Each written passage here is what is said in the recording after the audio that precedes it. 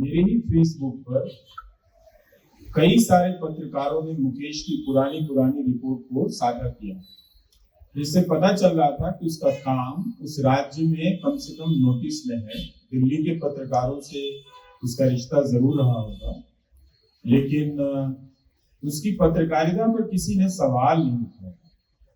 शायद ये वजह थी कि उस ठेकेदार को ये बात चुभ गई होगी उसकी खबर को लेकर कि किस स्तर के पत्रकार ने उसकी जो ठेकेदारी को लेकर जो सवाल उठाए थे किया, और उसकी हत्या सिर्फ एक पत्रकार की हत्या नहीं है, बल्कि छत्तीसगढ़ में और दूसरे राज्यों में ऐसे चल रहे न जाने कितने ही घोटालों पर पर्दा डाल दिया गया।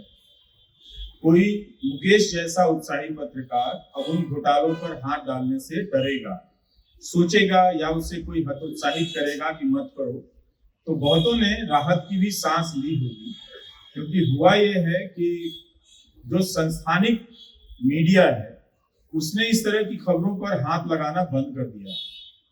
अब YouTube या निजी स्तर पर जिनके जिस रूप के प्लेटफॉर्म है वो अपने जोखिम पर इस तरह की खबरें कर रहे हैं हर राज्य में। इसलिए आप देखिएगा कि पहले उनका टकराव प्रशासन से होता है।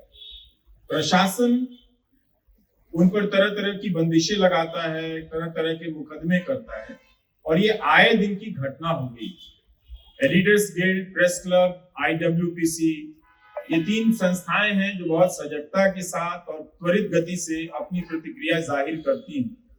लेकिन इसके बाद भी जो प्रशासन का मन बढ़ा है कि पत्रकारों को किसी तरह कुचल देने का, क्योंकि उसे पता है कि अब इनकी सुरक्षा हटा ली गई, अब इनके पास कोई सुरक्षा कवच है नहीं, तो उसका दमन करना उस अफसर के लिए भी बहुत ज्यादा आसान हो गया है। तो ये एक सिस्टम ने भी संकेत कर दिया है कि अब हम पत्रकार को किसी भी प्रकार का अपना सहयोगी मानकर नहीं चलते इस लोकतंत्र की यात्रा में। तो कहीं भी दिल्ली में जैसे उर्मिलेश जी कह रहे थे कि हटाए जा रहे हैं और छोटे जगहों पर मुकदमों में फंसाए जा रहे हैं और मारे जा रहे हैं। हम लोग आवाज उठाते हैं मगर वो आवाज कुछ दिनों के बाद दम तोड़ देती है, पहुंचती नहीं, तब तक कोई और पत्रकार उस लाइन में शिकार होने के लिए खड़ा मिलता है, किसी और नाम से, किसी और जगह पे। लेकिन हम फिर भी यहाँ से बहुत कुछ कर सकते हैं। यही कि उसके परिवार की आर्थिक मदद के लिए हम अपनी तरफ से व्यवस्था कर सकते हैं। जिन संस्थानों से जुड़ा रहा है उन संस्थानों को press club of India, editors guild of India की तरफ से पत्र भेजा जा सकता है कि आप भी मुकेश के परिवार को कुछ आर्थिक मदद दीजिए, और इस तरह के कोष से उसके परिवार को आर्थिक मदद दी जा सकती है। बहुत सीमित ही है ये भी मदद, लेकिन फिर भी कोई तरीका निकालना चाहिए कि उसके परिवार को थोड़ी राहत पहुंचे। जो आजीविका पर भी हमला किया गया उसका पूरा परिवार उस संकट में चला गया है। तो हम सब एक तरह से एक लाचार दौर में हैं, लेकिन अभी भी हम अपने अपने छोटी छोटी कोशिशों से एक दूसरे के लिए पुल बन सकते हैं, एक दूसरे के लिए रास्ता बन सकते हैं, हाथ पकड़ सकते हैं। बीजापुर के पत्रकारों ने इतनी त्वरित गति से मुकेश की हत्या के विरोध में वहां बंद का आयोजन किया, प्रदर्शन किया, ये बड़ी बात है कि उस जिले में भी पत्रकारों ने मुकेश को लेकर एकजुटता दिखाई।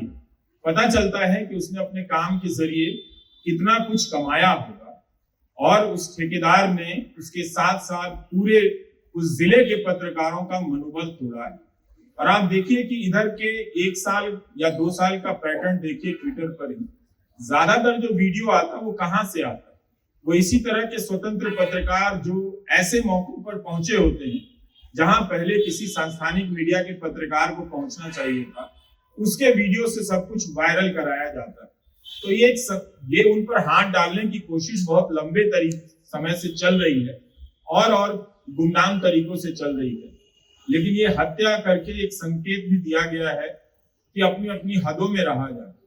लेकिन हम सब का ये काम है कि हम सबका मनोबल बढ़ाएं कि जरूर अपनी सुरक्षा की चिंता करें, उसे लेकर सतर्क रहें, मगर इसका असर अपने आप पर ना पड़ने दें। जितना हो सकता है आप कीजिए, अपनी समझदारी से कीजिए, अपने भीतर एकजुटता बनाइए ताकि प्रशासन या प्रशासन से जुड़े ये लोग ठेकेदार किस्म के जिस तरह से दबाव बना रहे हैं, खरीद ले रहे हैं। कितना दुखद था, दैनिक भास्कर में उस ठेकेदार के बारे में पूरा एक लंबा चौड़ा विज्ञापन परिशिष्ट छपा है, जैसे प्रेरणा लेने के लिए वही बचा हुआ। बहुत सारे और भी अच्छे लोग उस जिले में काम करते होंगे, लेकिन ये पूरा पन्ना छपा था।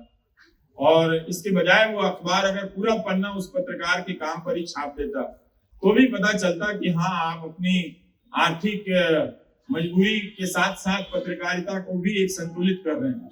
मगर वो भी तो नहीं दिखा। सिंगल कॉलम का पहले पन्ने पर देखी और बाद में कहीं और पीछे छपी हुई नजर आई। तो हम लोग सबको मिलकर बात करते रहें, इसे आगे बढ़ाते रहें, कुछ ऐसी व्यवस्था हो जाए कि हम करें। ये बहुत दुखद है, पर इसी के बीच अच्छा लगा कि प्रेस क्लब ऑफ इंडिया ने श्रद्धांजलि सभा बुलाई और एक तरह से छत्तीसगढ़ को भी ये संदेश भेजा है कि हम सब आपके साथ हैं। हमारे बीच में जितने लोग हैं उन्हीं इलाकों से आए हुए लोग हैं, वो कोई दिल्ली में ही अवतरित नहीं हुए हैं, अलग अलग जगहों से आए हैं। तो उन्हें भी पता है कि छोटे जिलों में पत्रकारों की क्या हालत है। लेकिन ये मसला कोई व्यक्तिगत पत्रकार का नहीं है, ये मसला था कि सरकार की संस्थाओं के जरिए और मीडिया की अपनी जो बड़े मीडिया घराने हैं उनकी संस्थाओं के जरिए इसको ठीक करने का। मगर उन दोनों ही स्तर पर इनका दोहन किया गया, इनके साथ इनका लगातार शोषण किया गया। पर कुछ काम करना चाहिए कि और पता करना चाहिए कि हम क्या कर सकते हैं। हमारे पास बहुत आसान काम है कि हम उन्हीं स्ट्रिंगर से पता कर सकते हैं कि आपको पूरे दिन भर के वीडियो का कितना पैसा दिया जाता है, और वो लिस्ट यहाँ पर इसी प्रेस कॉन्फ्रेंस में लगा दें ताकि उनके चैनल के पत्रकार संपादक जब कभी आए तो यहाँ पर पढ़ लें कि जो जिले के पत्रकार जिसके लिए हम आज जमा हुए हैं उनके साथ क्या हो। ये सवाल कोई आज नहीं उठा है, 10 साल से 20 साल से उठाया जा रहा है इन सवालों को। लेकिन अक्सर आपस की बातचीत में किसी को कमतर दिखाने के लिए, आप सब नहीं बोले, आप अब नहीं बोले साबित करने के लिए, इन सबको पॉइंट स्कोर करने के लिए ये सब बातें कही जाती हैं। लेकिन इन बातों को अभी भी संस्थानिक रूप दिया जा सकता है, ठोस तरीके से हम कर सकते हैं, जिससे पता चले कि हमारा शोषण किस तरह से हो रहा है, काम के घंटे क्या हैं, उन्हें मिलने वाला जो पारिश्रमिक है वो क्या है, कितना है, क्या उससे उनका काम चलता है जिलों के पत्रकारों के बारे में।